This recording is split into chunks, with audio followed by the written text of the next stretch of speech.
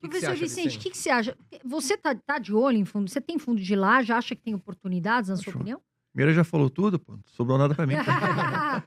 Tô brincando. Mas os Não, nomes, mas assim. sobre preço, eu acho que o Mira fez foi brilhante aí na análise macro, né? Mas olhando micro para o preço dos fundos, eu acho que os fundos estão muito baratos hoje. Os fundos imobiliários, tanto de papel quanto de laje, é um ativo que eu vejo como muito interessante para o investidor.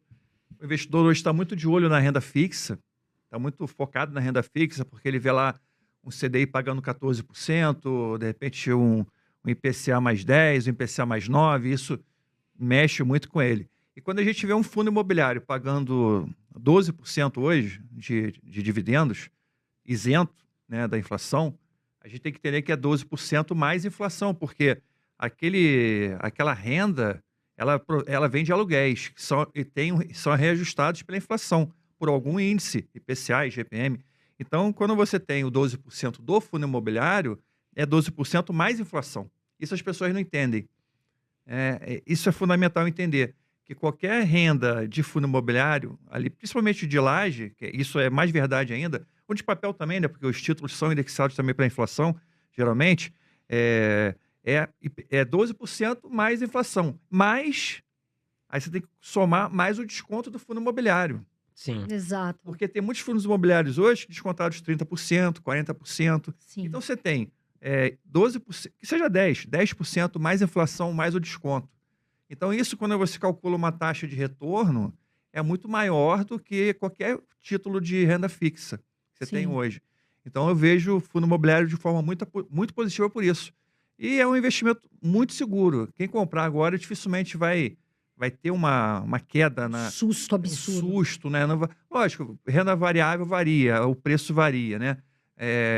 Mas de hoje em diante, dificilmente o preço vai cair muito, né? Eu acho que o Sim. preço já está bem achatado. Essa queda que teve, acho que foi de um momento ali e o preço rapidamente já recuperou, mas é um investimento que eu gosto muito e que eu sempre recomendo para os meus mentorados, meus alunos. E você está de na olho, carteira. Vicente, na sua carteira, professor? Você está agora, nesse momento, com fundo de laje que você gosta, enfim, que você acha que está valendo a Olha, eu pena? acho que tem fundos aí muito, muito bons, né? De logística, são fundos bem legais. Fundo de shopping, né, eu acho Mas que eu digo de laje. de laje, eu acho que o BCRI, né? Acho que é um fundo legal. É, tem um que eu acho muito interessante, eu acho que é o HTMX. HTMX, que é um... Shopping, né? É um, De não, shopping, não, desculpa, de hotel. é um fundo de hotel. É um fundo de hotel que ele está pagando 16% de yield. É um fundo pouco conhecido, tem pouca liquidez, mas é um fundo que eu acho muito interessante, porque ele tem ele estava muito amassado, né? Estava com preço muito baixo. Ele estava pagando até mais, o yield está maior, estava quase 20% de yield. E hoje está com 16%, mas é um super yield. É um fundo que tem, sei lá, 20 e poucos hotéis na sua Bandeira carteira. Ibis, né? São bandeiras Então, grandes. assim, são hotéis que estão sempre lotados e é um fundo que o pessoal não está muito de olho, né? E eu acho que é um fundo interessante porque também para diversificar um pouco, porque a pessoa fica muito lá no laje corporativa, logística, shopping, né? E você tem de repente, De hotéis. ligado à hotelaria, eu acho interessante, né, ter isso também. Então, eu gosto também dos fundos imobiliários americanos, os REITs, Ah, sim. né, que são também ativos que tem muitos. Você pega o maior fundo imobiliário do Brasil, tem quantos? 60, 70 imóveis, né, Mira? De imóvel, tem maior 70. fundo imobiliário de imóvel, não sei se é o KNRI, mas deve ter uma quantidade assim. Eu acho que deve ser o HGRU ou o TRXF. né? Mas assim, Eles têm mais de 50 imóveis. menos de 100. Em quantidade. Não, eu tô pensando em Em patrimônio. valor patrimonial? Não, mas tem menos de 100 imóveis. Né? Tem bem menos, Bem menos de 100 sim. imóveis, com certeza, menos de 80. Os fundos imobiliários americanos, eles têm 2.000, 3.000 imóveis. Sim, é muito maior. É uma coisa gigantesca. Então, você não precisa se preocupar com vacância, você não precisa se preocupar com nada disso, porque a diversificação é tão grande que você tem lá um yield muito, muito bom. E você tem hoje aí yield de 5%, 6% em dólar. Alguns Numa até economia mais. menos volátil, né? A economia é muito menos volátil. Então, você tem aí, se conseguir ganhar 7%, 6% em dólar de dividendo, Opa. é muito bom. E com potencial de Bom. crescimento, que os REITs lá, eles têm maior potencial de crescimento Exato. até É do porque que a aqui, né? economia é uma economia que, se você olhar no longo prazo, a economia americana, ela cresce. Sim. Ah, de vez em quando tem uma queda, mas ela cresce no longo prazo. Essa é a grande justificativa para se investir em ativos dolarizados. Ah, não, é porque o Brasil isso. Não é porque o Brasil é melhor, é pior, é porque aquilo ali. Mas você está investindo numa economia que cresce constantemente. Que é, investir no exterior. Você poderia investir na África, na Ásia, na Europa. Por que todo mundo investe nos Estados Unidos? Exato. Porque é a maior economia do mundo. E por que é a maior economia do mundo? Embora a China tenha crescido pra caramba no passado, porque é uma economia que cresce, cresce, cresce. Então, essa é a grande justificativa. E aí, quando você investe, por exemplo, em REITs, eles estão ali na economia, a economia na veia, né? O crescimento econômico na veia. Uhum. Agora, se a gente for falar, porque assim, os fundos de papel foram muito atrativos, né? Muita gente comprou.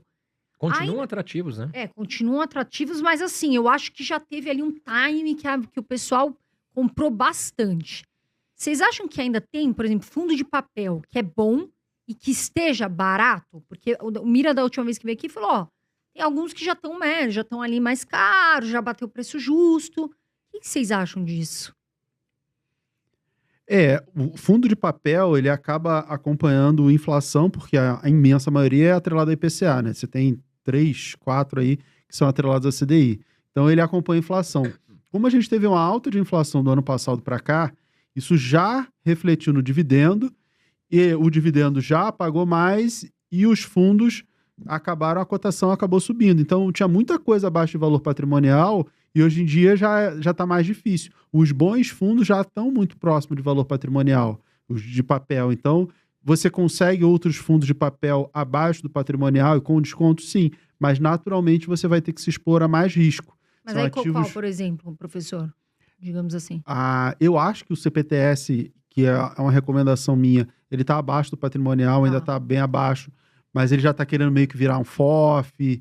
Eu lembro que os mais tradicionais, eu gosto do KNSC, do HGRI, de vários de papel, eles já estão ali próximo do patrimonial, entendeu? Então, subiram bastante nas últimas semanas, né? O KNCR, que é mais para CDI, ele os grandes e bons fundos já estão ali perto do patrimonial. Você vai ter que procurar fundos mais arriscados se você quiser desconto. Nesse cenário de juros mais altos, de risco maior, se os juros está mais alto, é porque a gente tem um cenário de risco maior. Você, para buscar mais retorno, você vai ter que correr mais risco. É natural, tá? Uma vez que o que é menos arriscado já teve essa... Eu comprei bastante. Eu comprei mais de 1 milhão no primeiro semestre só de fundo imobiliário, justamente para aproveitar essa alta que acabou acontecendo. Era meio que esperado. Eu falei para os alunos no final do ano passado, eu falei, fundo de papel vai subir no começo do ano que vem. Era esperado. No Clube FI a gente já tinha feito essa análise também. E o que aconteceu? O fundo imobiliário ele é muito interessante porque as pessoas, elas acabam... O investidor, pessoa física, que é a maior parte que investe em fundo imobiliário, ele é reativo, né?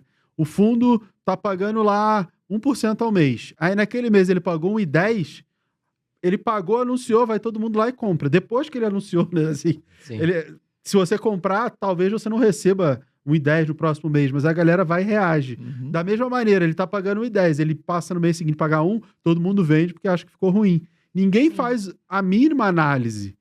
Um aluno meu estava perguntando de alguns fundos, o RPR, por exemplo, que caiu pra caramba o dividendo, a cota caiu, mas eles estão fazendo investimento, é um fundo de muito mais risco, né? É um high yield, é um high risk, que eu brinco, né? Tem muito mais risco, mas aí ele falou, não, mas ele tá fazendo investimento, de repente ele vai voltar a pagar. Eu falei, se ele voltar a pagar, a cota volta a subir, porque as pessoas olham apenas o dividendo.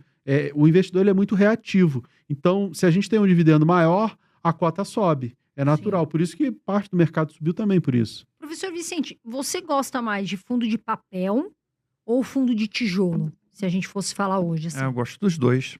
Eu queria todos, né? Tem que ter a carteira diversificada, né? Eu já vi há algum tempo, até alguns 2020, aquela época que o fundo estava bem na moda, né? Que a taxa de juros estava 2,5, né? E tá todo mundo falando de fundo imobiliário, o pessoal indo para fundo imobiliário. Eu já vi muita gente falar aí, vou comprar só fundo de papel, né? Então, eu acho que, lógico, estava muito atrativo naquela época o fundo de papel, mas tem que ter uma diversificação, né? Você tem hoje fundos de papel que pagam 15%, 16% aí de yield com uma certa segurança, sem muita maluquice, mas tem fundos de papel hoje que não tem como entrar, né? Você tem que ter muito cuidado. Você vê um dividendo lá de 20%, 25%, já suspeita que tem alguma coisa esquisita naquele fundo. Mas eu acho que o ideal é o investidor ter uma diversificação. Né? Eu gosto de 30%, para não deixar de falar número, eu sempre falo, cara, bota 30% em fundo de papel e 70% em fundo de tijolo, né? De repente uns 20% em FOF também. Eu acho que FOF tem seu valor, você está ali no mercado, e uns 50% em fundo de tijolo, ou 60%. Então, acho que depende muito do investidor isso também. Mas eu não tenho preferido, né? Eu entendo que o fundo de papel ele pode ser um pouco mais volátil, né? Ele tem oportunidades boas também. Você tem muitas oportunidades boas de fundo de papel. Mas eu gosto de uma carteira bem diversificada, né, em fundo imobiliário. Eu sendo assim, bem sincero, fundo imobiliário não é a minha maior especialidade, né? Que ações, né? Hoje ações já está. O fundo imobiliário eu comecei a investir, por incrível que pareça, depois de 2017, 2018.